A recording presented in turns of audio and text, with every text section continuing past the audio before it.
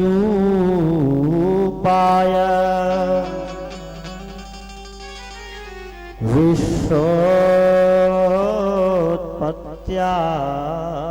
विश्वोत्पत्त्यादिहेतवे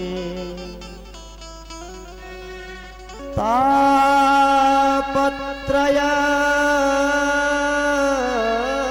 विनाशाय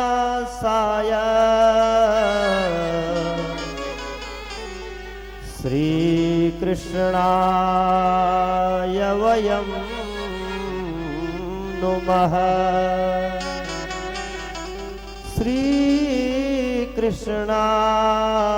श्रीकृष्णाय वयं नुमः। भगवान कैसे हैं? तो सत घन चित घन आनंद घन है, सच्चिदानंद स्वरूप है भगवान का। ये भगवान का स्वरूप बता रहे हैं। भगवान का स्वरूप कैसा है? सच्चिदानंद स्वरूप है,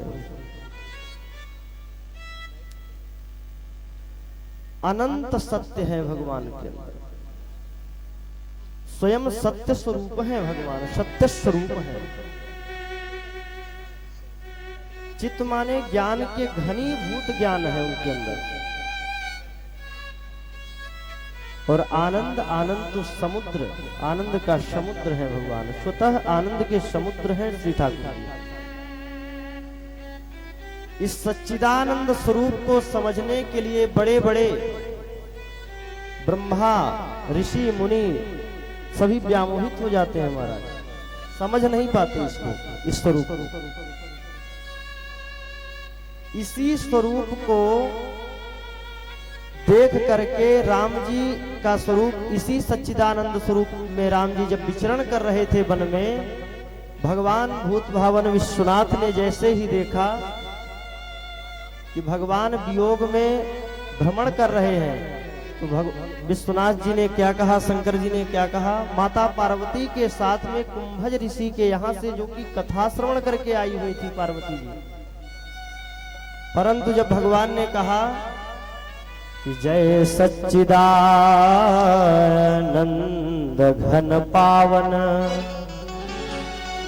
अस कही चलो मनोजन सावन।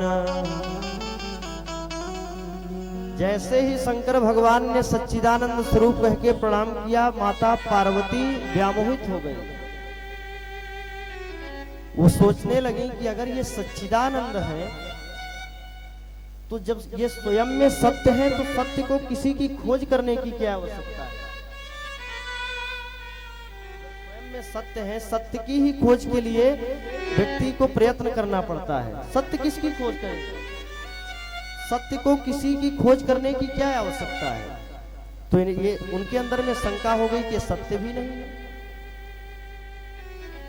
फिर कहा कि ये ज्ञान, अगर जो ज्ञान हो तो किसी स्त्री के लिए, किसी संसारी वस्तु के लिए, किसी चीज के लिए वो व्याकुल क्यों होगा? क्योंकि माया है। अगर जब ज्ञान ही हो जाएगा, जब जिस व्यक्ति को ज्ञान हो जाएगा तो वो इन सब चीजों के लिए व्याकुल क्यों होगा? धन के लिए, स्त्री के लिए, पुत्र के लिए क्यों व्याकुल होगा? तो इनके अंदर ज्ञान भी दिखाई नहीं दे रहा है। और आनंद, आनंद तो कहीं दूर दूर तक नजर नहीं आ रहा है, क्योंकि ये तो कह रहे हे खग मृग हे मधुकर श्रेणी, तुम देखी सीता मृग नैनी। और ऐसा कह करके रो रो कर विलाप कर रहे हैं। इनके अंदर कहीं आनंद तो नजर ही नहीं आ रहा है। ऐसा सोच करके जब माता पार्वती भगवान के सामने पर जैसे गईं, उनके सामने जैसे ही प्रकट हुई सीता का रूप धारण करके, तुरंत भगवान ने प्रणाम किया। हे माता, कहु कहाँ गए वृषकेतु? कहाँ है आप? अकेले कहाँ पर भ्रमण कर रही हैं? तुरंत उनको ज्ञान हुआ ये तो सर्वज्ञ है। कहने का तात्पर्य यह है कि ये सच्चिदानंद स्वरूप जो भगवान का है, इसको बड़े बड़े देवता, ब्रह्मादिक देवता भी नहीं समझ सकते। ऐसा सच्चिदानंद रूप भगवान का है। ये भगवान का स्वरूप है। इसी स्वरूप को समझने के लिए देव ऋषि गंधर्व इत्यादि सब तपस्या में लगे रहते हैं। दूसरे में बताए कि विश्वोत्पत्त्यादि हेतवे, ये तो भगवान का स्वरूप था, लेकिन भगवान करते क्या है, उनका तटस्थ स्वरूप क्या है? बोले विश्वोत्पत्त्यादि हेतवे, वही इस सृष्टि को बनाते हैं, वही इस सृष्टि का पालन करते हैं, और समय आने पर वही इस सृष्टि का संहार कर देते हैं। ये भगवान का तटस्थ स्वरूप है। बोले तापत्रय विनाशाय, तीनों तापों का नाश हो जाता है। कौन कौन से ताप? तो दैहिक दैविक भौतिक तापा, दैहिक दैविक भौतिक तापा, दैहिक दैविक भौतिक तापा, दैविक दैविक भौतिक तापा, राम राज का होए नहीं जापा,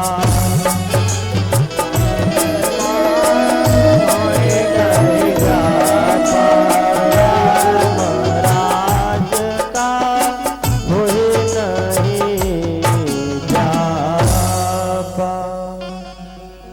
इनका स्मरण करने से, इनका ध्यान करने से, इनका पूजन करने से तीनों तापों से व्यक्ति परे हो जाता है, दैहिक दैविक और भौतिक।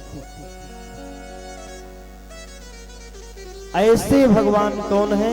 बोले श्री कृष्णाय वयम नुमः। ऐसे भगवान को हम बारंबार प्रणिपात करते हैं, उनको प्रणाम करते हैं।